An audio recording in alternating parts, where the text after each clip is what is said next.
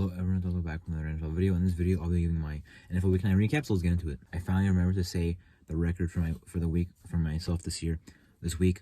This week, I went 8-5 in my predictions. I'm now 82-54. On Thursday was the Eagles and the Texans. I know the Eagles did win, but I feel like they kind of struggled against the Texans.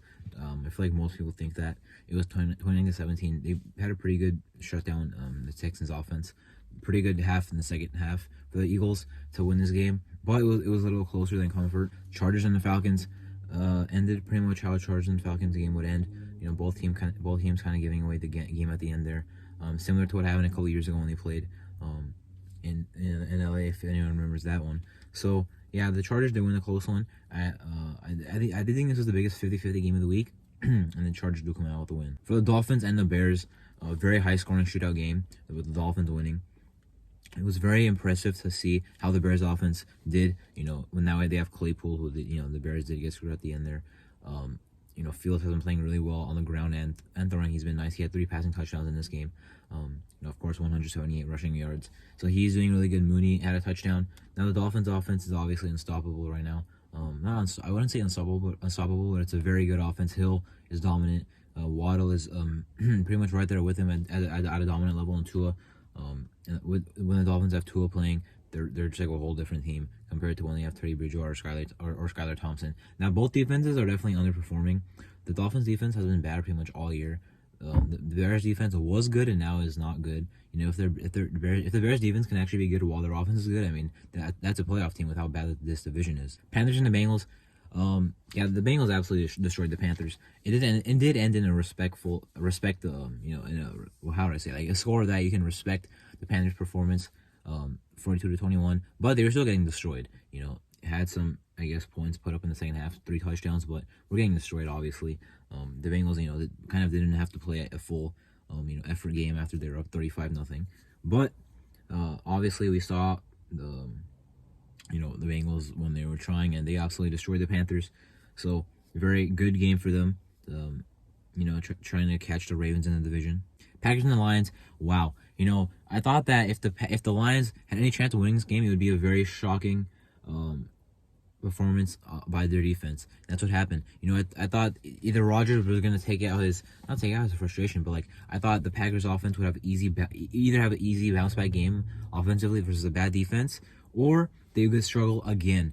But I thought they would do good because it's the Lions defense. But apparently the Lions defense is a playmaking defense for Week 9 of the NFL 2022 season. They made a lot of good plays, 3 interceptions. Kirby Joseph with 2 of them. Aiden Hutchinson with 1 of them. So, 2 of those rookies. Kirby Joseph, I liked him as a prospect. They kind of drafted him as now it's kind of like the third safety. They have Deshaun Hamilton. They have Tracy Walker the third, although I think Tracy Walker the third might be hurt. Regardless, a very good defensive performance. Packers offense, very, very bad. Rodgers looks like it might be his last year in the league. Matt LaFleur, there's going to be some questions. The receivers, Watson, Dobbs, 2 guys you obviously keep for the long run. However, doesn't mean they have to be starters. They'll definitely have to address receiver in the draft. Colts and the Patriots went as expected. The Colts offense and Sam Ehlinger did not have a good game, a good day, good game, anything. The Patriots offense, they didn't look that good. I mean, Mac Jones did not look that good. Ramondre Stevenson, I guess, was solid. But they don't have to do much, as I exactly mentioned. They had a defensive touchdown, I believe. Not a defensive touchdown, but a block punt that put them on the 2, and I believe maybe it was a pick 6. If it was not a pick 6, it was a pick and then return to the Colts territory, return to the red zone. So, the Patriots offense did not do much, but they didn't have to do much as their defense locked up the Colts. Colts fired Frank Reich after this. I do think Frank Reich is a good head coach. But things they just have not performed this year. I do think the Frank Reich era was probably a success for the Colts, honestly. But I mean, it's kind of 50-50. I liked Frank Reich, but now they hired Jeff Saturday. Yeah, their season's over.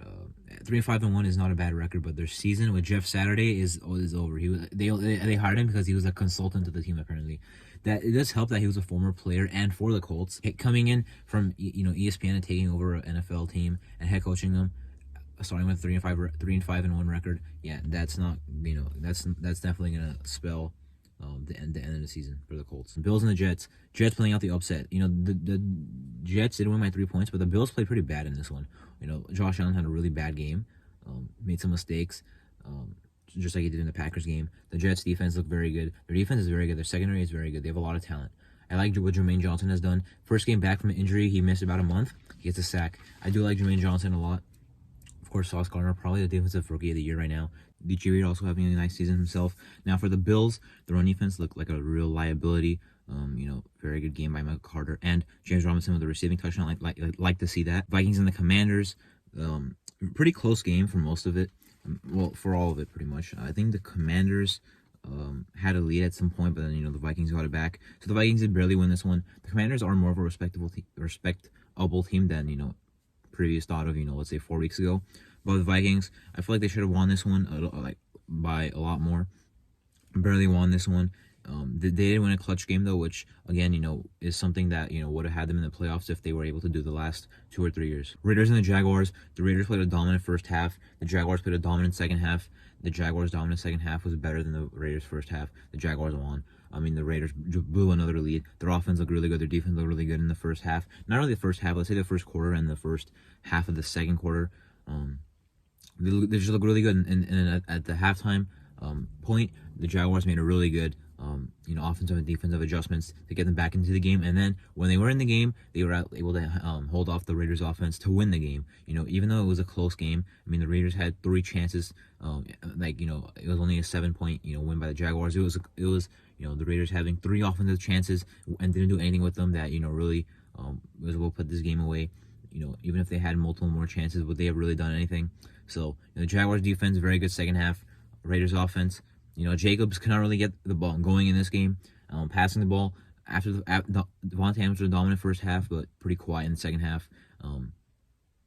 So Jaguars, good win. Raiders blew another lead. The Raiders season might be over, but it really shouldn't be at this point with all these. If they had a different head coach, I'm convinced they would have at least 4 wins right now.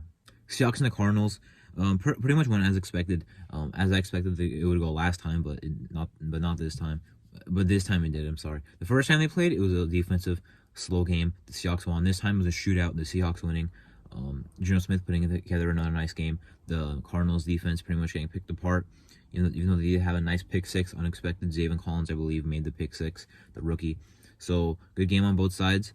Good game on both sides, maybe offensively. The Cardinals do have some struggles there. Kyler Murray, DeAndre Hopkins, Cliff Kingsbury. That relationship is boiling. I think sooner or later, one of those guys will be gone, and it's most likely going to be Cliff Kingsbury. Rams and the Buccaneers pretty much went also as expected. A very low-scoring game, and the Bucs did win. I thought the Rams would win, but the Bucs ended up winning. Close game, as I mentioned, low-scoring. Both teams on offense have a lot more talent than they're producing.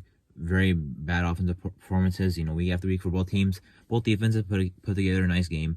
I feel bad for the Rams defense. They fight in all these games just for their offense to stall out, and pretty much do nothing. Titans and the Chiefs. The Titans played and coached a very nice game just to lose.